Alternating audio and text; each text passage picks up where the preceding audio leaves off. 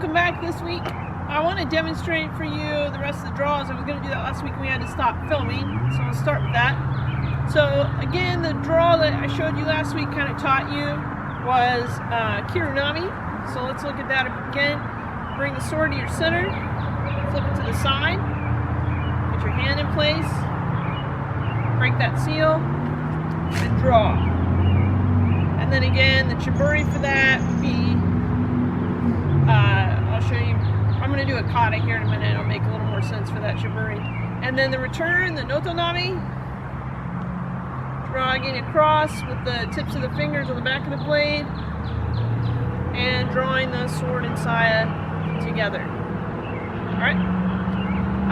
Other draws and returns, I'm going to do them and I'll put the names on the screen for you so you can see what they are. But I'm just going to run through them.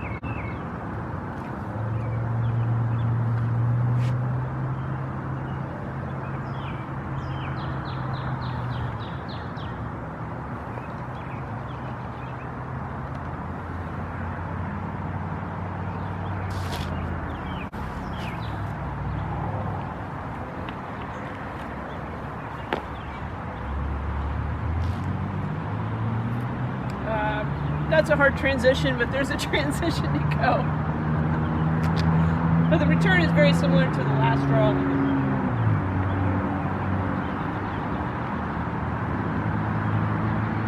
You don't typically draw and return back to back, so that was a little bit awkward. You know, it's okay.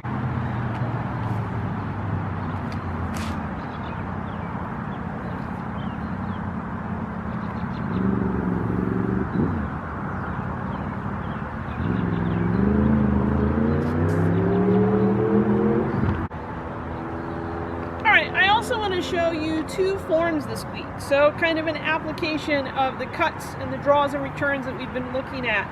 I will explain to you, you're going to see me go like this at the beginning of the form, and next week you'll see I'm going to wear our official uniform that we wear. I'm going to talk a little bit about how to properly put that on and put it away. There's kind of a ceremonious folding that we do, proper folding. And then I also want to show you the official bow-in ceremony. There's a very definite way that we start and end class, and I want to dress formally for that. So I'm going to save that until next time. So when you see me do this, what I'm doing is our pants have all these pleats in them. There's actually 7 pleats, 1 for each pillar of Bushido, or the way of the samurai, the way that they would live. And so I'm clearing that extra material out of the way to go into Seiza, or the kneeling position. So I just kind of want to explain. It looks a little bit weird without my uniform pants on. So I'll explain that.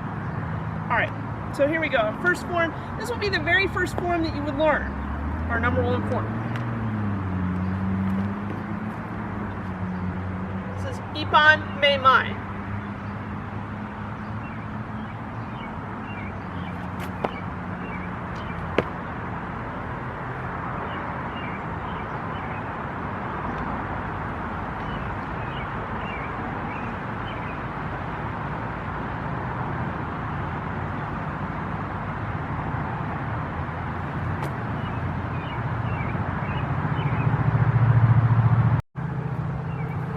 Okay, second form I want to show you is a little bit more advanced. This is a form you would learn later on. You'll see it has a little bit different draw, return to it, it's a few extra things, and that's what most of the forms that you learn are. Not just a random series of movements. It's usually to teach you something new. Some of the more advanced forms tell a story in addition to that, and there are some that are based on supposed actual battles that took place or duels that took place, and it's been passed down generation to generation and is still studied today in honor of that conflict that happened. So this is one of the later ones that does have a story to it. This one is fought in a hallway, and you have to think about, in a traditional Japanese structure, they would have like rice paper walls.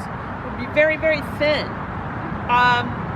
So you'll see a lot of the motion takes place in sort of a border, trying not to cut through walls to either side. So something to think about.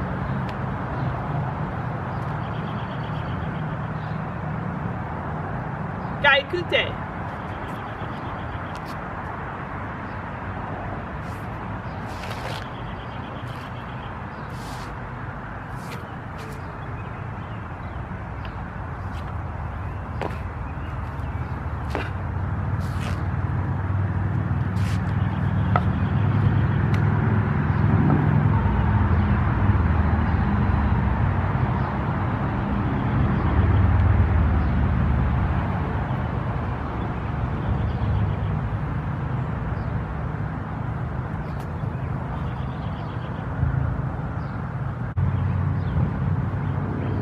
Again, next week, join us. It's going to be the last in our series of academic videos. I'm going to show you our official uniform and our bowing ceremony. And you can see my belt is saggy because it misses the support of the ties of my uniform pants. So I'm glad to be putting that on for next time. So join us then, and I'll also be sharing, if you would like to continue this training officially, kind of how to do that, and there's a few different options for you. So thanks, and see you then.